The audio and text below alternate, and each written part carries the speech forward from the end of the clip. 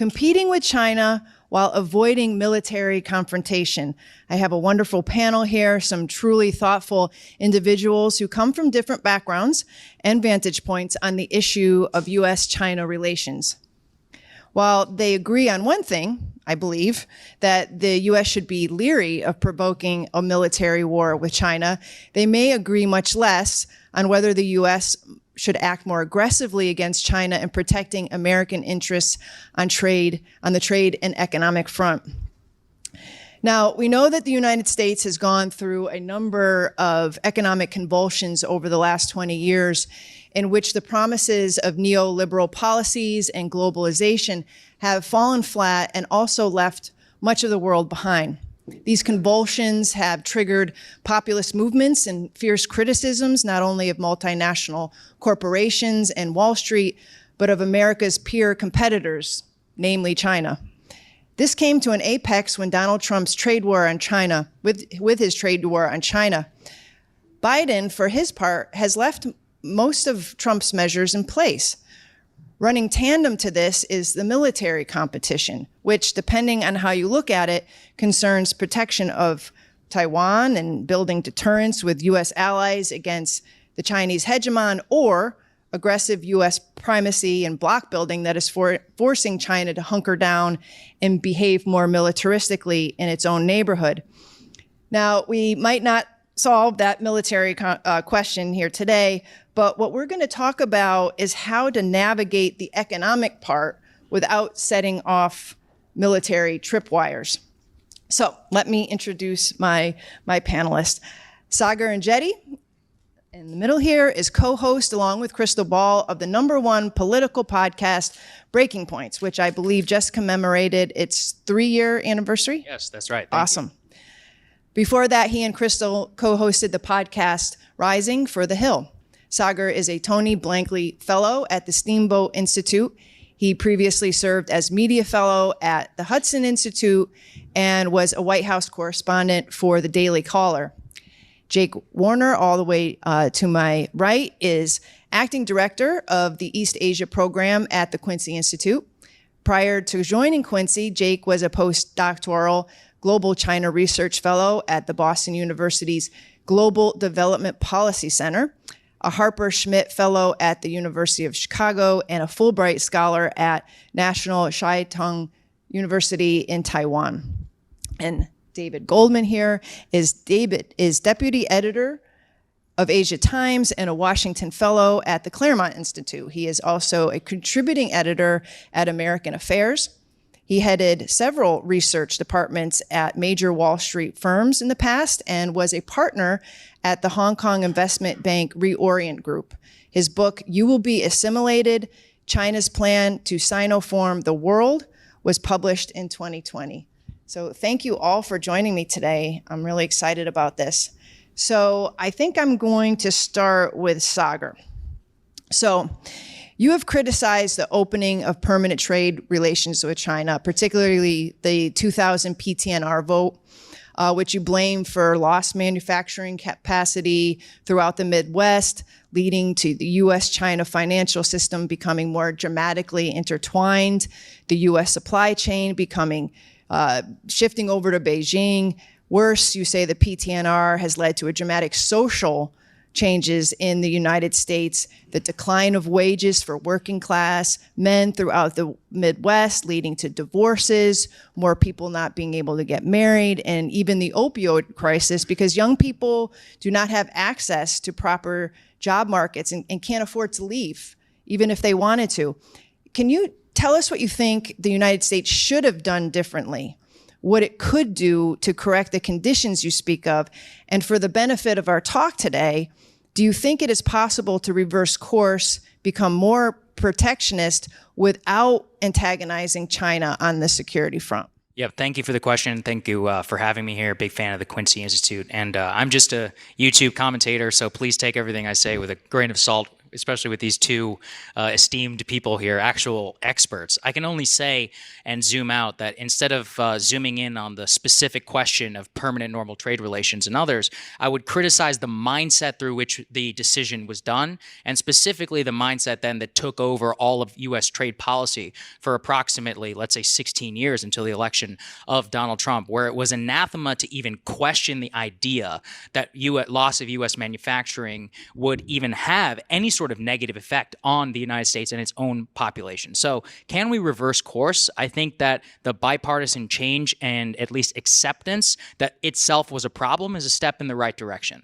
The problem is that, as you've pointed to, is that not only we had the loss so much of the social impact on our overall population, it's that our elite, and both in terms of education and in terms of practitioners throughout the U.S. State Department on a bipartisan basis, do not really agree, even with the populace, which elected now 2 successive presidents, which have criticized this disastrous mistake. So I'm not sure, honestly, if it is possible to reverse course, because from what I've been able to see, while you may have the president, and even at the top line level, the extension of the tariffs and most recent expansion and others, at a very basic level, the administration, both previously and now today, is chock full of people who do not agree fundamentally with that premise and have worked against it. And worse, I would say that U.S. capital has fully embraced this to an extent where reversing the policy is extraordinarily difficult. So all I would have advocated for at the time was not a religious faith in permanent normal trade relations,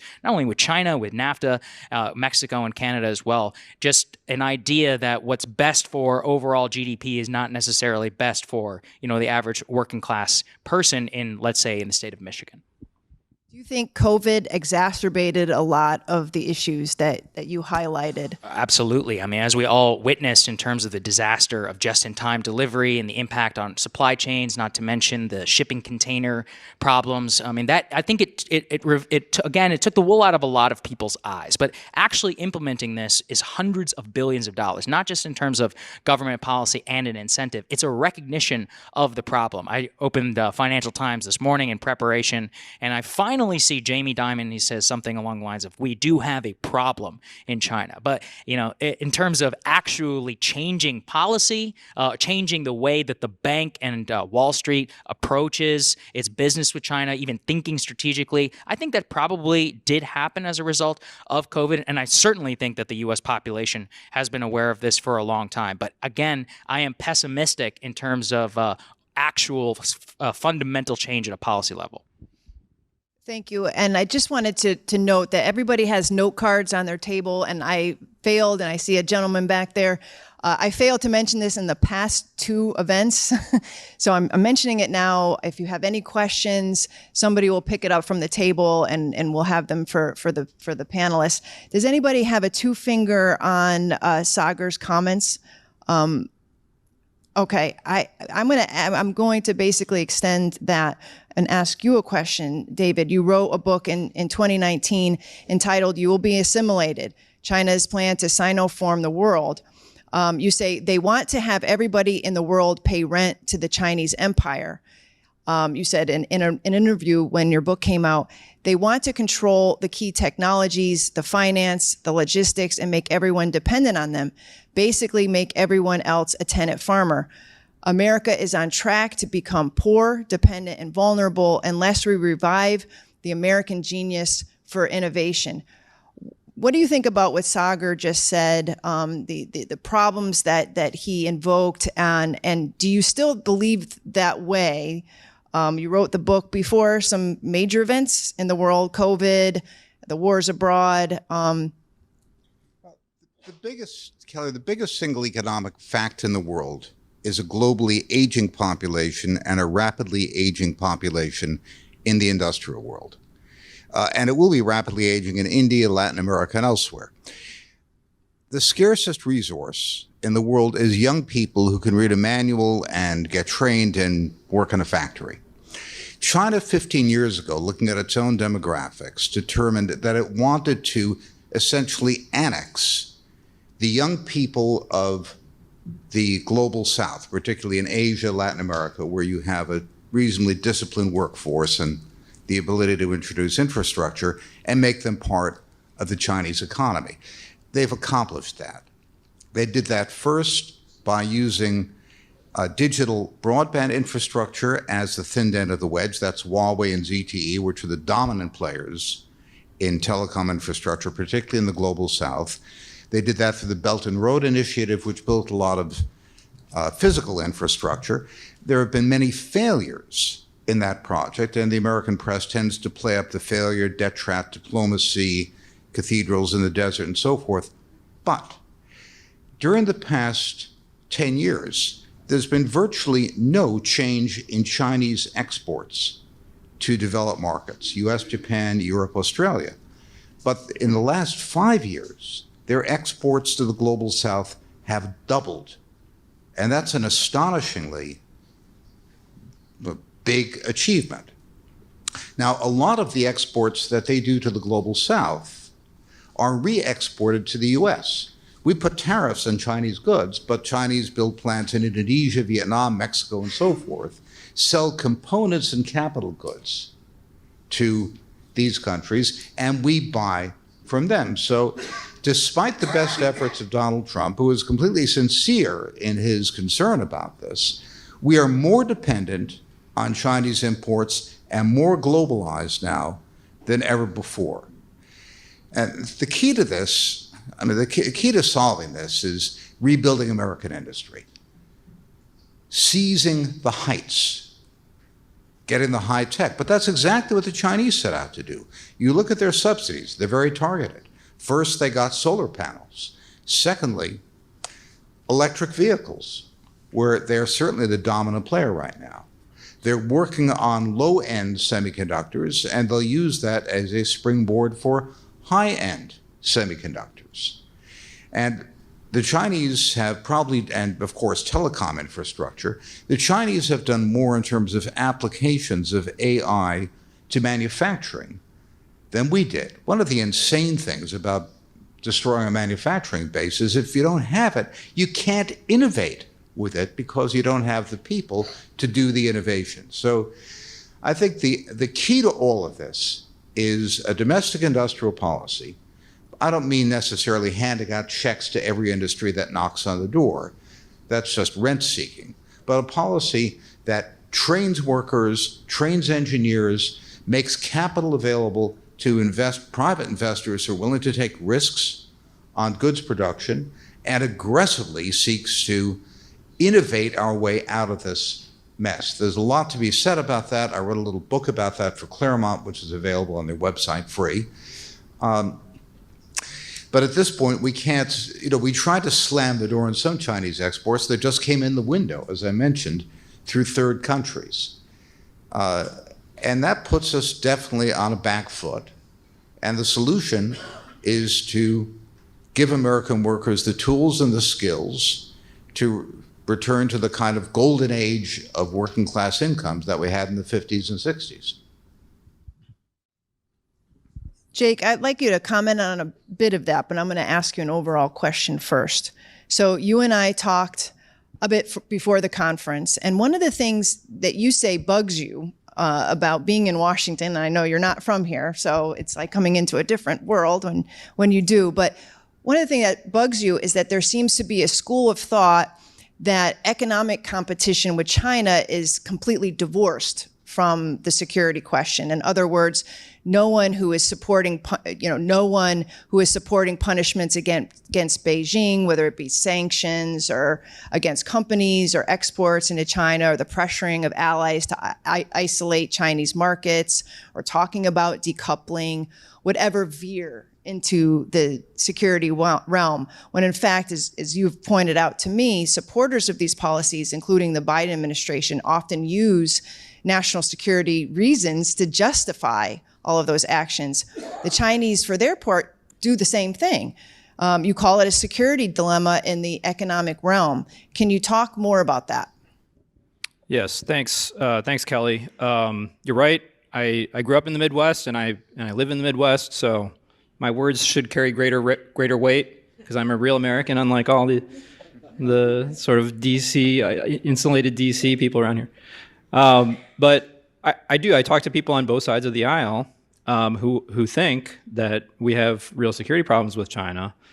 They worry about the possibility of violent conflict, but they think that we can push and antagonize China in the economic realm without any kind of limit because it has no danger of building up towards some sort of war or conflict in some third country. I think that is quite unrealistic. We look at the history of major great power conflict over the last 120 years or so. All of those conflicts were rooted in economic competition. World War I came out of a competition over which country could dominate markets and raw materials in the colonized world. The conflict between Japan and the United States that led to Pearl Harbor, that ultimately came out of a question of who would be able to dominate commerce in China. And of course, the Cold War was also really fundamentally about who would dominate the industrial capacity of Western Europe and Japan. So we see historically that economic tensions build into security conflict, the most disastrous global conflicts of the last century. And we see that happening now in the US-China relationship. There is what is thought on both sides to be a zero-sum question over who is going to dominate the high-value sectors in high technology industries, who is going to dominate the export markets for those goods, and who will be able to dominate the sourcing of the raw materials that are necessary to produce those goods. So increasingly, we're seeing the two sides in a sort of escalatory arms race in the economic realm. So I actually agree with what my co-panelists have said quite a bit, actually. The issue is rather that I think we need to take into account the very real danger that even as we need to attend to the core economic problems in the United States, we also need to figure out a modus vivendi with China so that this doesn't spin out of control into the kind of global conflicts that we've seen historically. And how do you do that? I mean, if we, of course, in capitalism, economic competition is a fact of everyday life. It doesn't always spin out into world war. That only happens every couple decades or so. So what makes the difference between everyday economic competition and the kind of zero-sum existential economic competition that leads to war? I think it's the choice between open competition on the one hand and exclusion on the other. In an open competition, you're constantly meeting your adversary in some space, whether that's a sports stadium or a political debate or in a commercial market. The competition is constantly renewed. There's possibilities for the other side, even if they lose this game, to come back and win the next one. It's an ongoing connection between the two competitors. And exclusion is quite different than that. That is severing the connection between the two sides, making sure that there is no competition. Right now in DC, everything that we do that antagonizes China, we call competition. But in reality, the vast majority of these things are exclusion. They're actually cutting off competition, whether that's preventing Chinese businesses from buying advanced semiconductors, cutting Chinese businesses out of the American market, making it illegal for Chinese citizens to purchase land in the United States, blocking the Chinese construction of undersea cables. These are really core vital interests that the United States wants to do these things precisely for the same reason that China thinks that they're core vital interests. And when you pursue exclusion around core vital interests, that is incredibly provocative, violently provocative. If it's in some realm that China isn't interested in and can just sort of like move its efforts elsewhere, fine, that's not a big deal. If it gets to vital interests, then China is going to respond in kind, and we're already seeing that kind of escalatory spiral in the economic realm. So I don't dispute the problems that Saagar and David have raised. I think they require very serious attention. But as part of our thinking through those things, we also have to find a way to accommodate the desire to grow and to improve the prospects of the people of both China and the United States. There's an old joke about the Austro-Hungarian Empire that it was a tyranny tempered by incompetence. And I think the same can be said about American technology policy towards China. We certainly impose serious costs on China, but when President Trump, I believe in April of 2019, put a ban on higher-end chips to Huawei, most American analysts said that will finish off China's 5G program. They won't be able to roll it out without the higher-end chips. Well, 6 years later, China has 3.8 million 5G base stations, and we have 100,000. And their 5G is real 5G. It's about 3 or 4 times as fast as ours. And that's having a big effect in their industry. They've managed to work around it with lower-end chips. Huawei virtually shut down its handset business because you need the faster chips to run 5G. But then last September, they demonstrated that they could produce domestically with the technology they had higher-end chips that were good enough to run a 5G smartphone, and they could kick the stuffing out of Apple in the Chinese market. So we have not really stopped the Chinese from proceeding with their plan. We've imposed substantial costs on them. My guess is maybe even 0.5% of GDP per year. It's a big cost, but they're willing to pay it.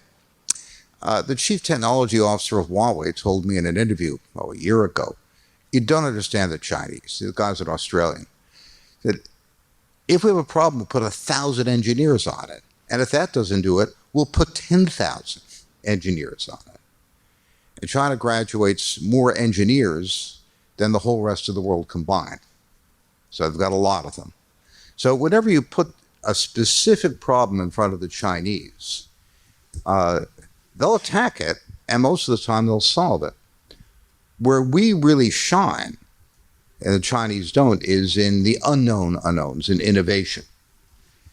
It's the kind of maverick, eccentric, antinomian, problem with authority rebel that did most of the great innovations of the digital age in the United States. So I'm convinced that if we pick our spots and we put the resources behind innovation the way we used to during the Cold War, we'll leapfrog China in many areas. But it won't work to try to stay ahead of them or suppress them in every area. It's a matter of picking our spots and being excellent in really key areas. I would also say, I think just at a more philosophical level, what I find often a little bit frustrating with this discussion about exclusion is that we never seem to understand or acknowledge the exclusion on the other side. Try being an American citizen and buying land inside of China near a Chinese military base. Try being an American company that doesn't have to give, 51% or whatever ownership over to a CCP-controlled entity inside of China with a vast transfer of IP. So I'm a very strong believer also in competition, but in competition, as you said, comparing to sports stadiums or any sort of competition here in the U.S., we would understand it's rooted fundamentally in the game of fairness. And so if we think back to the very basics of reciprocal trade, reciprocity comes back to the idea that if you're going to exclude something, or U.S. companies or U.S. Freedom of action, U.S. citizen business and others that can't compete on a fair level inside of your country, then we can't necessarily allow that here in the U.S. Now, the common argument is like, why would we behave like them? It's not from an authoritarian impulse. It just comes back to a basic market fairness, as David referenced previously about the ability to transship Chinese goods to U.S. markets in order to evade tariffs and/or sanctions. A lot of that is done, specifically to go around reciprocity and internationally recognized trade rules. So if we were in an open and a free competition, I would totally agree with you. But because we have a state entity that actively suppresses U.S. Ability to compete both in that country and specifically, as David is acknowledging, targeting manufacturing innovation dedicated to state resources and then directing their so-called free market directly towards those particular industries to then compete against private U.S. markets, we find ourselves at a fundamental disadvantage. Jake, what do you think about that? I mean, is there something to be said of not concentrating so much on the U.S. excluding and punishing and isolating the Chinese if they're doing the same thing to us? How are we supposed to react then?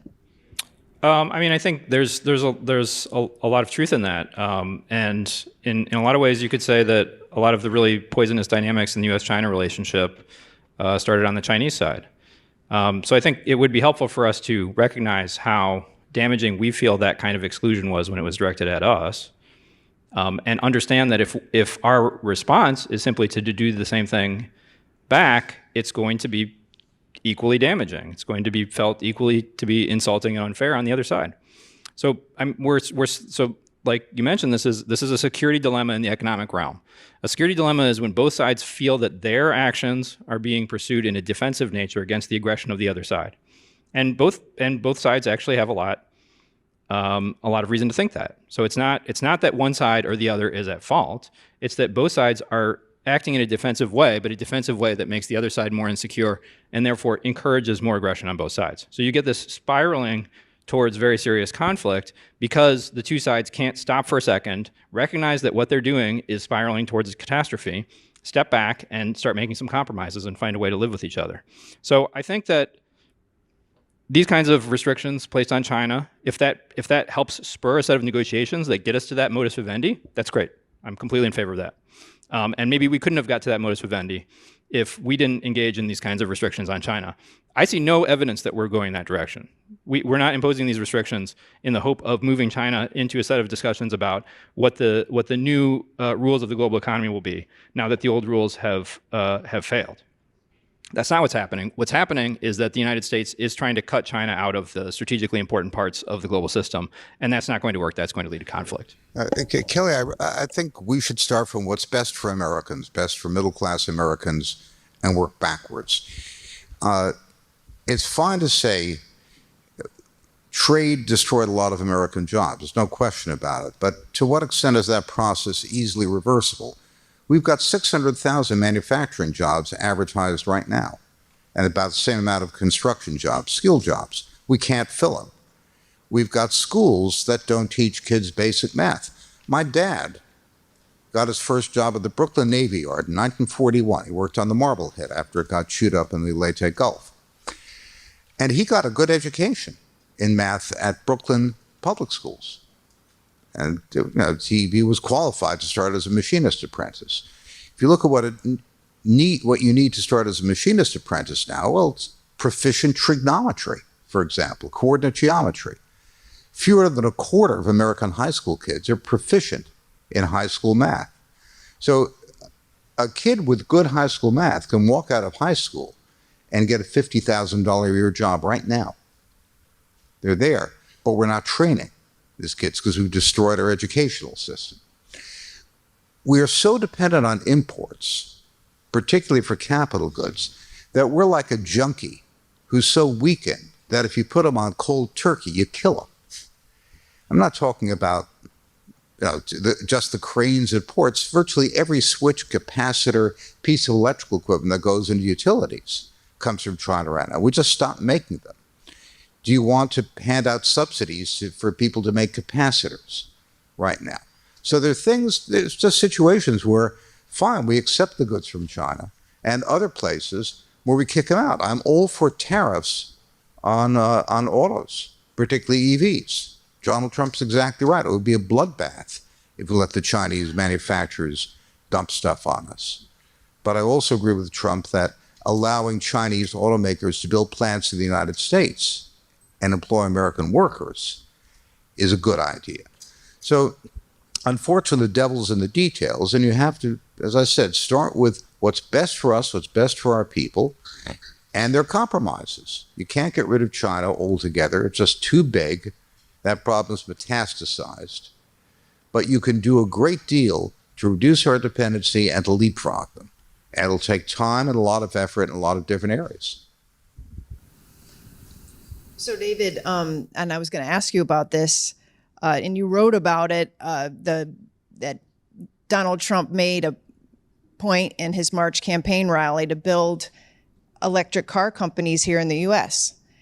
During the speech, he vowed to impose a 100% tariff on Chinese car imports, either that were coming directly from the mainland or from intermediaries like Mexico. But then he added, if they want to build a plant in Michigan and Ohio and South Carolina, they can, using American workers, they can. They can't send Chinese workers over here, which they sometimes do. But if they want to do that, we're welcome, right? ?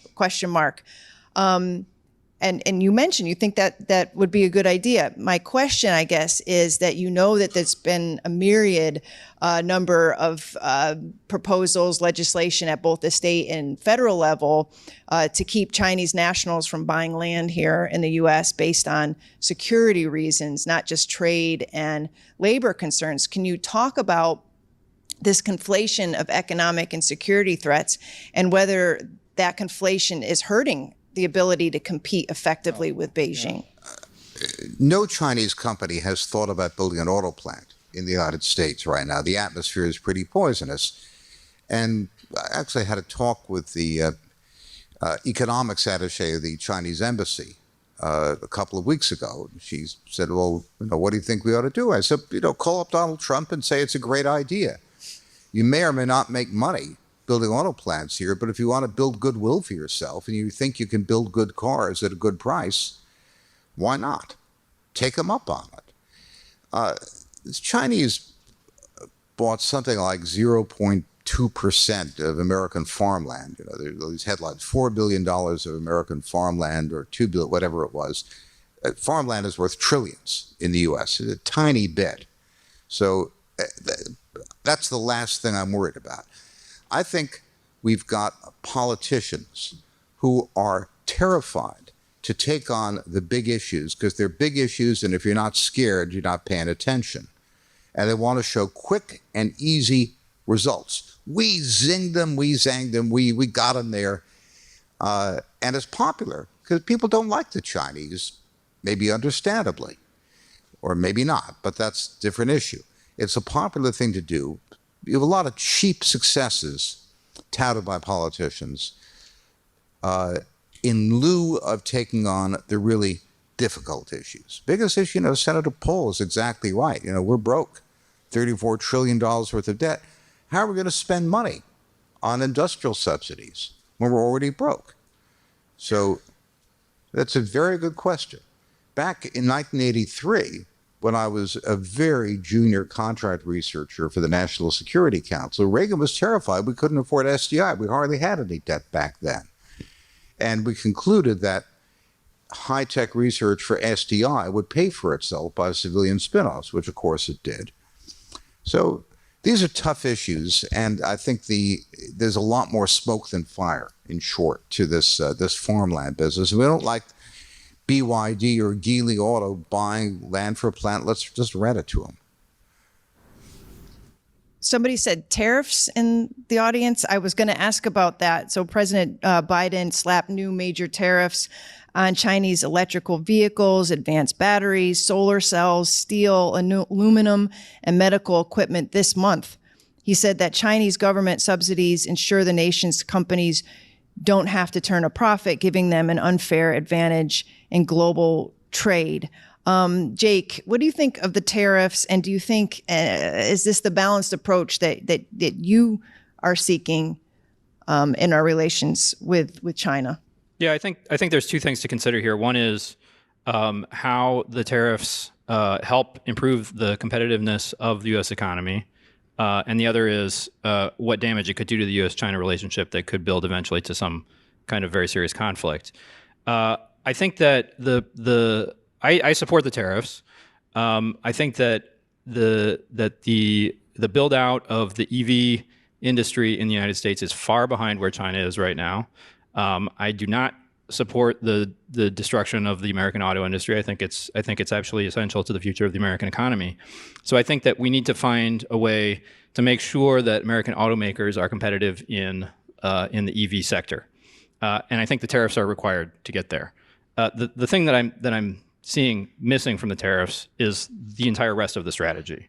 How do we get the American automakers to, rather than just sitting behind the barriers that the tariffs put up and continuing in a basically complacent way as they have been for the last couple decades, how do we get them to take on this challenge and start innovating and start meeting the competition that will come both from China and from companies in Europe and Japan who are exposing themselves to Chinese competition, right? One of the advantages, I think everyone in this room will understand immediately, one of the advantages of competition is it spurs you to meet the challenge and improve yourself. If American companies are not being spurred in that way, what are they going to do? Are they going to be able to develop the kind of technology and the kind of marketing that will allow them to compete? I worry very much about that. I think actually the best solution would be to bring Chinese companies and produce in the United States, and then we should steal their IP. I am completely in favor of that. That's how China developed. I think that's actually the only way that capitalism diffuses technology, which means it's the best way to improve the wealth creating capacity of the economy. If you bottle up technological IP in one country or one firm, that impoverishes the rest of the economy. That impoverishes other firms. So turnaround is fair play. We should invite the Chinese in, just as they invited American companies in. We should learn. American companies should hire the people who work there and learn the intellectual property and the know-how that comes with working at the cutting edge of the sector, and then use that to make American companies competitive. So it's that other side, the pro-competition, pro-innovation side of the strategy that's missing right now, and I'm not seeing it on offer, and it's precisely not on offer because we feel that touching the Chinese is poison. But if we want to advance ourselves, and if we want to avoid conflict, we have to maintain that connection with China and figure out a way to make it sustainable. Okay, one more question from me, and then I'm going to get to this pile of audience questions. Last year, amid escalating trade sanctions against Russia, U.S. Treasury Secretary Janet Yellen described how the war in Ukraine could create fundamental changes in the world economic order that prioritize security concerns over economic integration. Going forward, she said, quote, "It will be increasingly difficult to separate economic issues from national security." Around the same time, the president of the European Central Bank, Christine Lagarde, described how the war in Ukraine could be an economic tipping point, driving a shift from economic, quote, efficiency to security and globalization to regionalization.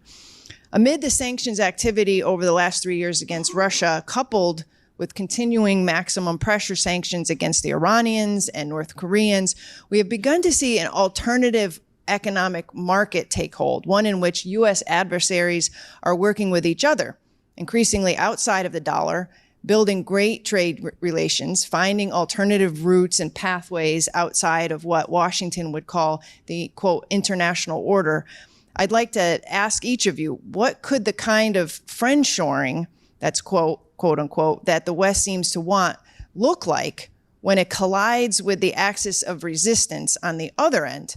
And does this A, serve Americans' interests, and B, could this lead to a less safe world overall? Me? Sure. I think these dynamics are playing out. They're often exaggerated. The global economy is still really focused on the rich countries, which is Europe, Japan, and the United States. And that means that for China to be successful, it needs to have access to those markets, at least for the time being. Now, it is, as David mentioned earlier, it is moving its focus to the global South, which is different than these specific, the official enemies of the United States. And there may be a future for the Chinese economy there. But at least in the short term, it would be very hard to unwind all these connections that have bound China in. Now, this is different than North Korea, which has been on the outside for decades. It's different than Iran, which is forced on the outside by the United States after the end of the JCPOA. And it's different than Russia, which has now found itself on the outside after invading Ukraine. China is not on the outside. China is fundamental to the way that the global economy works and the way that currency and trade and finance work in the global economy. So China actually has a really deep core interest in maintaining the stability of the system in a way that's not true of these other countries. I think that's something that is really getting lost in discussions of DC, that the US and China actually do share some core interests about both maintaining the stability of the system and figuring out ways to reform it so that it's more responsive to the needs of those regular people who have been damaged by it in the United States and in China. Also, we should remember there are people who live in China, and they are regular people who are not necessarily fanatical nationalists, and they have also been damaged by the operations of the global economy over recent decades.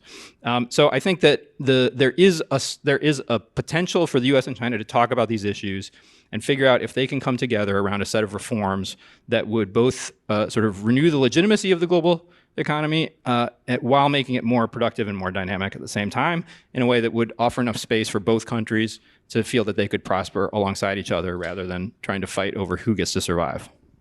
Yeah, I think that the sanctions regime and the subsequent failure, I think if we're all being honest about what we imposed on the Russians, demonstrates to us something that is really fundamental to a lot of this panel, which is that industrial capacity and production is itself king. You can overestimate the hubris of control over financial and capital markets, which the U.S. did, and fundamentally believed we would be able to crush the Russian economy and fundamentally the Russian war machine, intertwining exactly, as you said, both economic security with national security concerns. So to pull ourselves out of it and to, I think, address a real fundamental thing which is here is the focusing both just on the punitive measure of sanctions or exclusion really does miss the point. What we are missing, and bringing back to my first answer, was why I'm pessimistic is if we look at the New Deal, it was both, or any sort of large government operation which fundamentally transforms the U.S. economy, Apollo as well, it was a combination of popular political rhetoric and then 1,000 to 10,000 to 100,000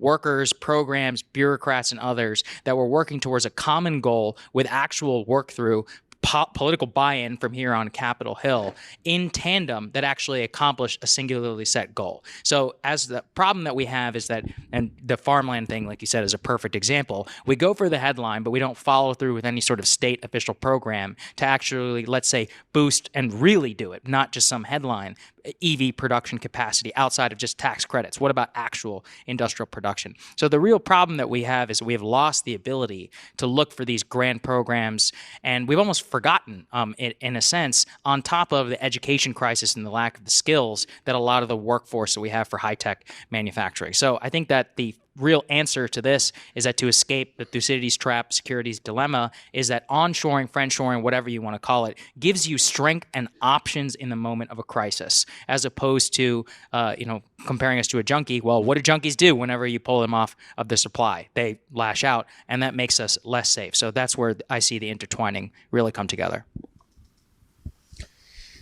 Just on the security situation, I'm probably a lot less worried than most people in the room about the possibility of a confrontation between the United States and China, simply because the industrial prowess which China has shown in EVs can also do things like mass manufacture cruise missiles. Chinese have produced videos showing plants that produce 1,000 cruise missile motors a day. And we know from the Pentagon estimates they have several thousand satellite-guided long-range or medium-range, that's 1,000 miles or more, surface-to-ship missiles, which means that anything sitting on the surface of the ocean is basically a sitting duck now. And they have an arbitrarily large number of cruise missiles, and they've got a home court advantage.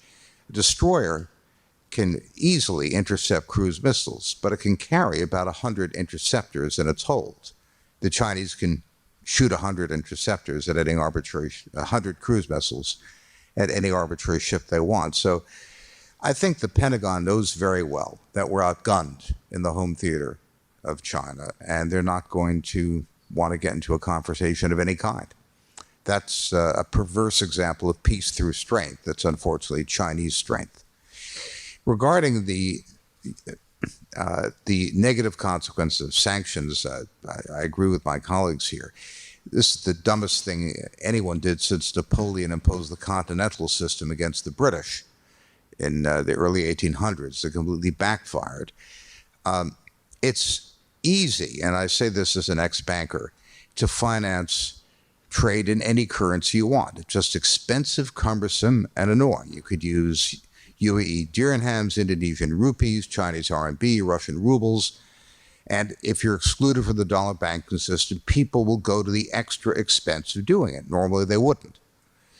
The most important thing that we did with the Ukraine war was not just to force Russia into the arms of China, but to also force a great deal of European, particularly German industry into the arms of China, because the quadrupling of natural gas prices in Germany made BASF and other major chemical producers uneconomical, and it put a squeeze on the German auto sector. So 3 weeks ago, a dozen German CEOs, including the CEOs at BASF, Volkswagen, BMW, and Mercedes, frog marched Chancellor Olaf Scholz to Beijing and announced billions of dollars of investments in China. There's a near integration of the German auto sector now with the Chinese auto industry. And BASF now has more employees in China than it does in Germany. So we've really created a monster here. I'm just stunned by the stupidity of the Biden administration. And unpacking that will take a great deal of effort if we ever get around to it. So. Thank you. So I'm going to start with some audience questions. The first one is from George Beebe, our director for grant strategy at the Quincy Institute. He says there is a tension between advocating domestic industrial policy and advocating, quote, innovation as our comparative advantage over China. Innovation seldom results from government-driven programs. How do we reconcile this tension? During the 70s and 80s, starting when Harold Brown, who was a great physicist, became the Secretary of Defense, the United States invented the entirety of the digital age. Everything from the internet itself to fiber optic networks to CMOS chip manufacturing to the GUI interface, every single thing came out of the Cold War program. But we did it in a very unique way. DARPA would give a grant. Usually the grant was for something pointless and stupid, and some clever engineer would hijack it and do something useful with it instead. We had public-private partnerships where the public side only funded innovative, cutting-edge, pushing-the-envelope research, and the private side took full responsibility for commercialization. Every time the government spends a nickel, demons awake and go abroad seeking rents. And we Americans love a scam as much as anybody else, and industrial policy left to its own devices would be mostly scam. The only time that we have been altruistic, forward-looking, innovative has been when we've got a national security issue. When we want to go to the moon, we want to beat the Russians to space. We want to protect the homeland from missiles. Then we rally together around this. So we're not good at it. It's a great question because Americans are always jonesing for subsidies. So the two answers, which are partial and limited, but the best answers there are from our experience, is number one, keep the public and private side to very well-defined roles. The public side does basic research only. The private side takes full responsibility for commercialization. And the second is focus it on things that really do require pushing the envelope of physics for national security reasons. My favorite one, I'm an old Reagan hawk, so I like SDI stuff, is directed energy weapons. We now have a $1 billion budget for directed energy weapons. That's ridiculous. We should be spending easily 10 times that much. We're spending in terms of GDP half of what we spent under Reagan in basic research, basic defense research. So that's how it's possible. But you need a visionary president and a visionary secretary of defense to make it work. But yeah, I think two responses there. One is that, and other people today have alluded to this, a lot of innovation just comes from having the industrial ecosystem present and having people active in it on an every day, getting the know-how, working with practical problems. So one way in which industrial policy would help with innovation is that it could revive the existence of a manufacturing sector in the United States and start generating those kinds of dynamics. Another thing, maybe it would be a helpful reference to how China does its industrial policy. And there are various ways, but one of the core dynamics in Chinese industrial policy is the government throws a bunch of subsidies out there. A bunch of companies come in to produce whatever is being subsidized, and then you get an excess of production for the given demand of that. And then the Chinese government pulls the subsidies away, and essentially leaves everyone to rip each other to shreds over who's going to survive now that the subsidies are gone. And on the other side of that, there's a moment in which there's massive overproduction. But on the other side of that process, the companies that are not viable, they collapse, they disappear, they die, or they're eaten up by the other companies. And on the other side of that process, you get a handful of companies that are actually very strong in innovation and production and can survive in a market that China previously didn't even have a capacity in.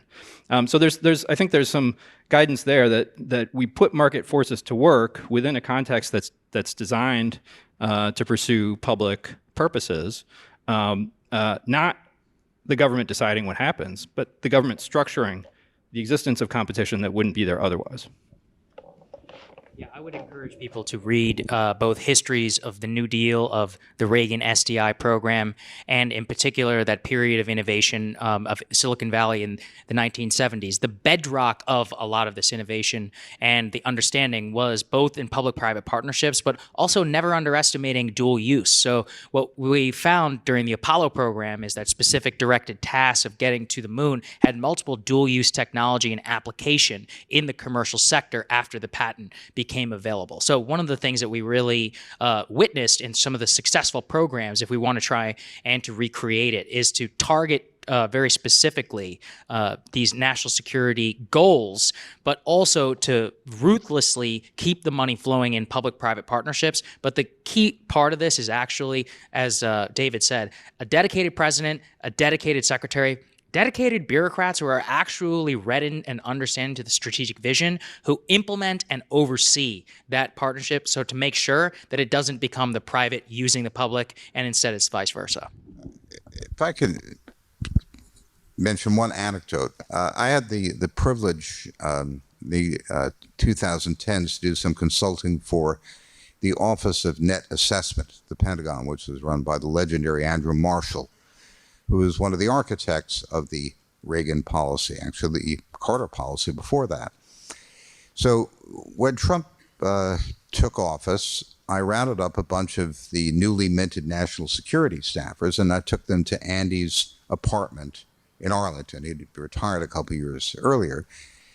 I said, what would it take for us to really, leapfrog the Chinese and get the program like Reagan's program back together? And he said it's simple. It needs to be right out of the Office of the Secretary of Defense. And I don't mean what's on the org chart as the Office of Secretary of Defense. It means out of his physical office, where he holds people on the carpet and says, this is what I want done. And they say, sir, yes, sir.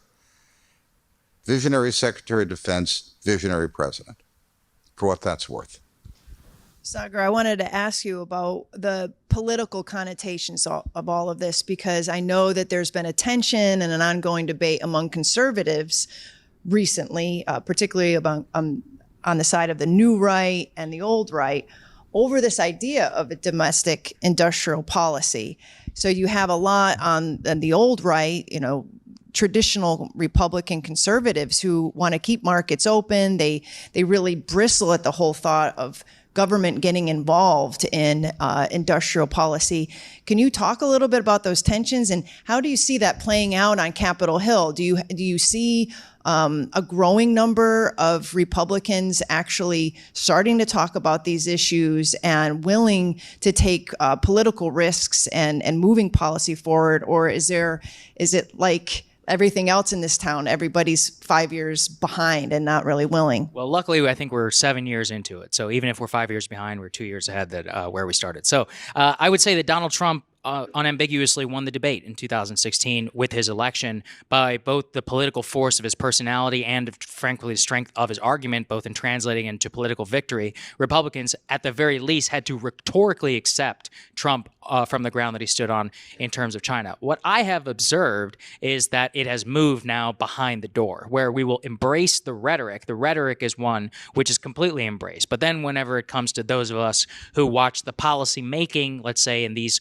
hallways hallways or behind the committees or with the committee staff, that is where the time lag is a serious problem. And also in terms of the anonymity, especially in a body like here in the U.S. Senate, in terms of the damage that even one person can wrought if they want to, and just the very structure of this body itself. So I don't think that the debate is really a debate anymore. I think fundamentally at a rhetorical level, it is basically embraced by all Republican politicians. It comes down to the action, let's say, on the Commerce Committee or of the staffers that people will hire, and in terms of how far they will go, or if they will, let's say, make up an excuse to vote against something. But by and large, I would say the rising Republicans on the spectrum, all the way from J.D. Vance, Marco Rubio, Tom Cotton, ideologically different in several ways, all three of them would have staffs or would rhetorically embrace the same vision of competition with China and both embracing the Trumpian-style rhetoric. So the rhetorical debate, I think, is over, but the actual practitioner debate, which is always the most difficult part, and translating that into action, there's still a lot of work that needs to be done there. So I'm caught in a little bit of a bind here because I'm being told I only have 3 more minutes left. I have a number of questions that would probably elicit a much broader conversation. So I think what I'll do is maybe just do a wrap-up question, and maybe you've answered this already, but I guess I want to go back to the original theme is, can we compete with China in all the ways that you have just highlighted without pushing this security dilemma? I still haven't heard really convincing arguments that we can separate the two, because let's face it, every time we turn on the television or the podcast or open a news article, we're seeing the mixed language. Like Jake has mentioned, that I quoted some members of the administration where they mix this idea that we have to do these economic things in terms of sanctions or tariffs or whatnot, in essence, because it's for national security. So how do you separate that and prevent things from escalating out of control? If we were going to a 1940 situation, like with Japan, where we actually boycotted in 1941, we boycotted oil for Japan. That would shut down the Japanese economy. We basically forced them to put them in a position where they had to respond. That would be the equivalent of cutting off all chip technologies to China, every one of the different parts of chip manufacturing, all the chip software, not just the higher end stuff. We've given them enough wiggle room to work around, so it's not worth their going to the mattresses over it. I think this is a very ill-conceived policy. Machiavelli said, if you hurt somebody, better hurt them enough so they can't come back at you. And all we've done with China is hurt them enough so they're really annoyed, and it's cost them a lot, and they're going to look for ways to make trouble for us for time immemorial. Just a dumb thing to do, but it does not push them into, that by itself doesn't push them towards military action. That would be Taiwan or something like that. Yeah, I think it can easily be avoided through options and through independence. And that's why I'm not just a supporter of punitive measures or exclusion, but of building up our own capacity. If we have, let's say, we don't rely on another country called Taiwan with a security problem of 90-some% of the world's most advanced semiconductors, and we reduce that number, that gives us options to be able to respond in a crisis. Whereas if instead we end up in a situation where suddenly overnight we are cut off from 90-some% of the world's supply, where we have a much more constrained amount of options, we're the junkie, and we have to leash out. So our strength could come from options, from capacity, and that is something that we can control here in our country. I think it is perfectly possible, and sort of as I was referring to earlier in the example of EV production, I think it would be beneficial to both countries if we could compete. Actually, it would cause both of us to perform better and be more productive and produce more wealth that can be shared with our people.